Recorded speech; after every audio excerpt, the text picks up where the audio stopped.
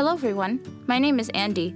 Not too long ago, my brother found out about my secret room, and it was terrible. I didn't want anyone to know about it at all. But that didn't go according to plan. So, are you curious to know about my secret room and what's inside it? If you are, then stick around and I'll tell you everything. My family and I lived in a small town for a long time. The house was small, and so we decided to expand and move into a new place, a few blocks away from our old one. The new house was more spacious. We got it from some elderly people. Straight away, I picked a room with a large dresser. My parents were in a hurry to move and just bought the first property they liked.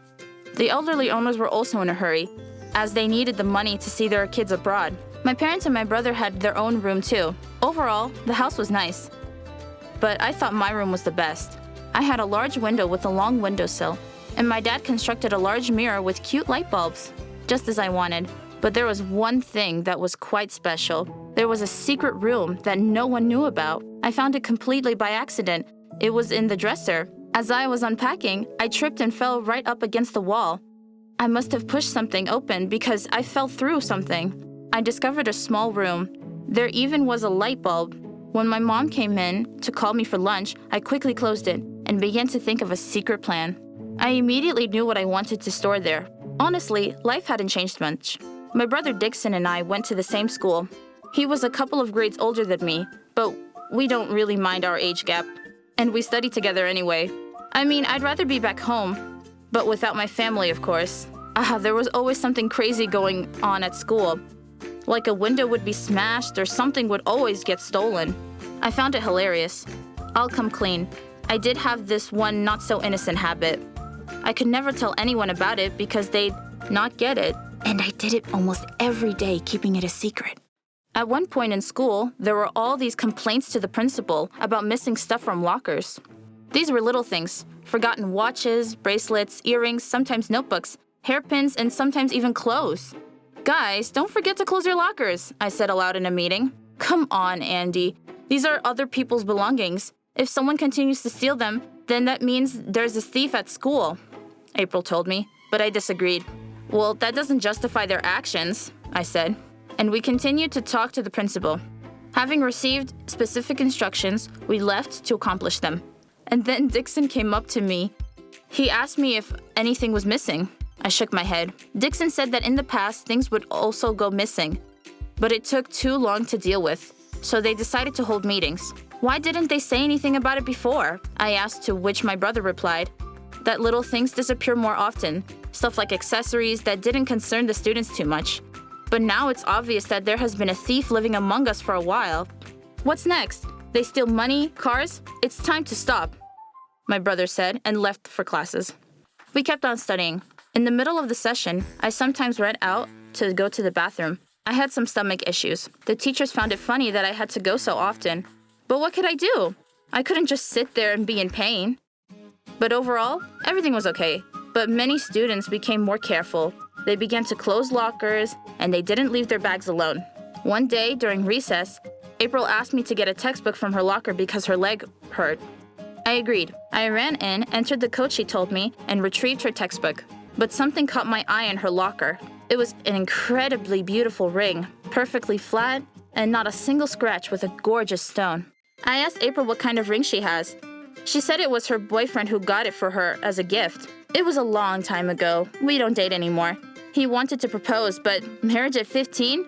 Geez, I'm still a child, she said. I found the story amusing and went on to class.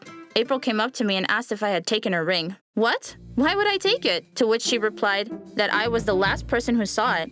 After that, it disappeared from her locker. I was a little put out by this. "You think that I stole it?" And April immediately said, "Oh, no, of course not. You're my friend. You'd never take it. I mean, maybe you just forgot to close the locker?"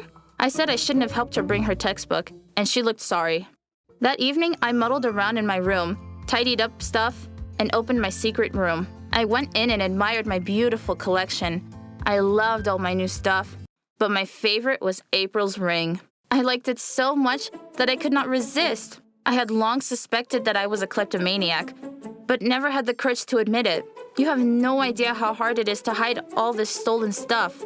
That's why I was so happy That's why I was so happy to discover the secret room. I never stole anything major. These were just things no one needed. And I thought I'd appreciate them better. I mean, why do they just sit there in lockers for ages?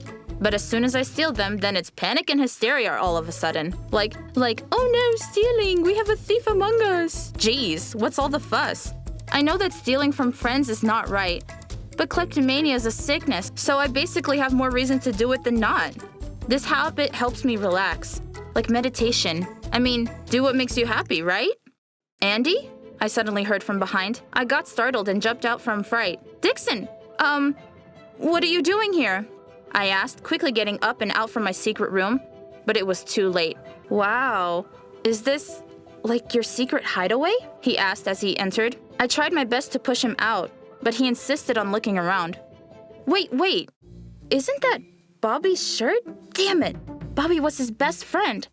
Once his father bought him a cool t-shirt from Africa as a souvenir. I didn't have one, and I really liked it. I always knew that boys never looked after their clothes, and rarely closed their wardrobes. And they just don't value their stuff like girls do. So I took it to keep myself. I never thought that he'd be upset and would look for it. Before I had time to answer Dixon, he saw the other stuff. Wait, this is Anna's watch, Dorothy's ring, and Aaron's belt, right? Andy, are you the school thief? He asked in horror. That's it, I thought.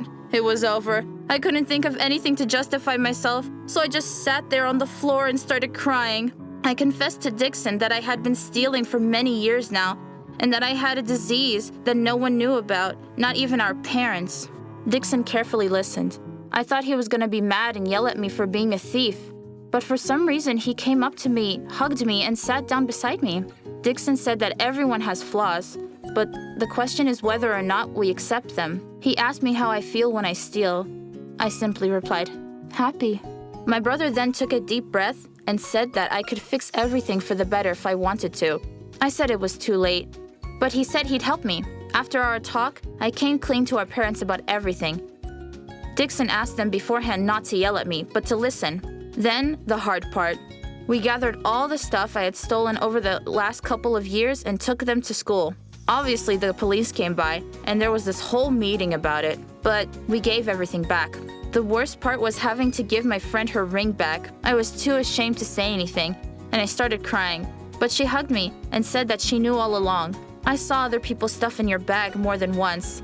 I suspected from the beginning, but I wanted you to tell me yourself, she said. Since that day, I had gotten so many nasty looks from people, and I couldn't take it. So I transferred to another school for a fresh start. But I also attended therapy to treat my illness. Mom wanted me to. I'm really going through serious change, but still struggling with those inner demons and temptations. I was told I should focus my attention on something else. I chose drawing. Honestly, I didn't think I could draw, but I'm actually pretty good. But more importantly, I enjoy it. And yes, I'm so grateful to my family for not judging me and helping me get better. If you liked the video, then leave a like and comment down below. Don't forget to subscribe.